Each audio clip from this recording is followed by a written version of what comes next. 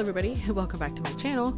I've been doing a really in-depth look at my channel lately, and I feel like a lot of the projects I'm doing are more like intermediate or like advanced sewing, and I kind of want to do something for more of the beginner sewer. Something that's simple, a simple knit dress or like a shirt, something like that. So I think the next couple projects are going to be around in that kind of realm. Today's video is actually in that realm as well.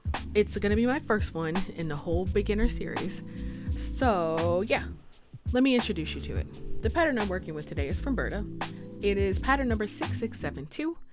And before I start to ramble on about it, it is literally just a knit tank dress. And it's this one here that I am wearing that I'm going to show you later. So before I ramble, I already rambled in another take.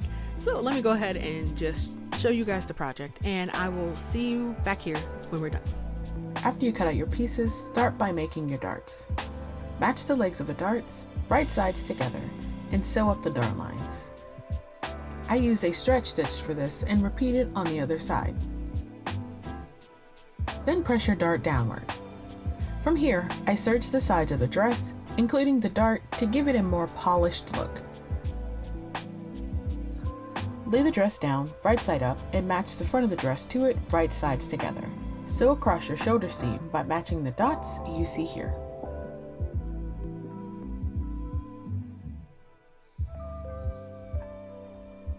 They want you to trim and finish the edges, but I had come to realize that my fabric was very stretchy, so I decided to use a straight stitch throughout and finished off my shoulder by pressing my seams open and top stitching the excess.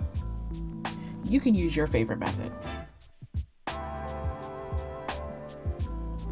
Mark and trim your neck edge by 3/8 of an inch. Take your piece number 5, folding it lengthwise, and press right side out. They suggested to pin the neck piece to the edge and meet the ends at the seam, but that just wasn't going to cut it for me. So I took the neck piece and sewed the ends together. Then I halved it and pinned it so the band would be evenly distributed around the neck edge, matching the neck band seam to the shoulder seam. As I sewed, I pulled just enough to get rid of any slack in the fabric, and it may help to add a few more pins to help make sure the band is evenly distributed. Now trim your seams.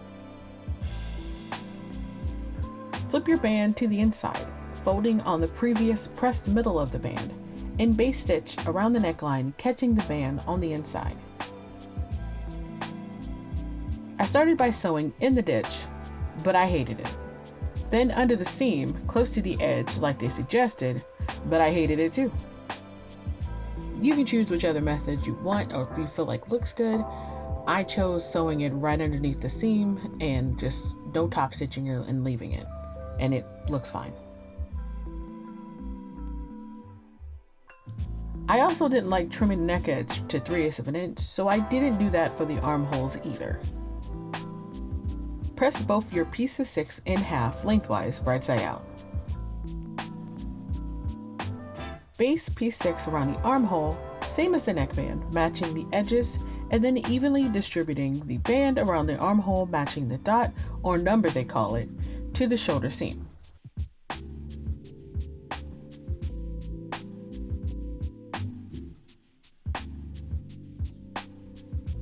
Press the band away from the garment and trim your seam allowance.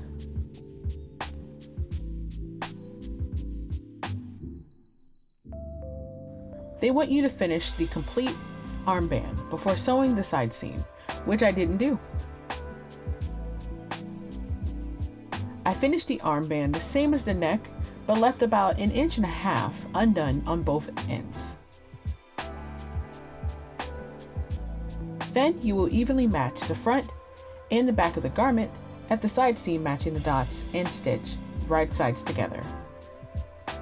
Trim and finish your seam allowance, which I did the same way as the shoulder seam, with a top stitch. Turn what's left of your armband to the inside, then finish your armband the same way that you did your neckband with a top stitch or not, whichever you chose. Last but not least, turn up your hem at the bottom of the dress by 1 1/4 inch and press. With a twin needle, you'll sew the hem at 1 inch or 2.5 centimeters, catching the hem underneath. If you don't want to use a twin needle, you can always just use a regular needle and do a zigzag stitch or a straight stitch.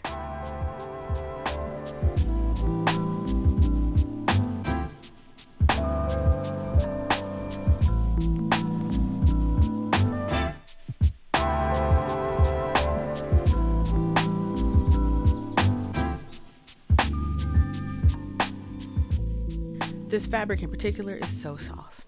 Like, it is so nice and buttery. You don't understand how hard it is for me not to turn this into a house dress and just walk around in it and hear the microwave and just kind of chill out in it and use it as like a nightgown. I need regular clothes and I can't do that to myself. But this is the softest and the nicest dress.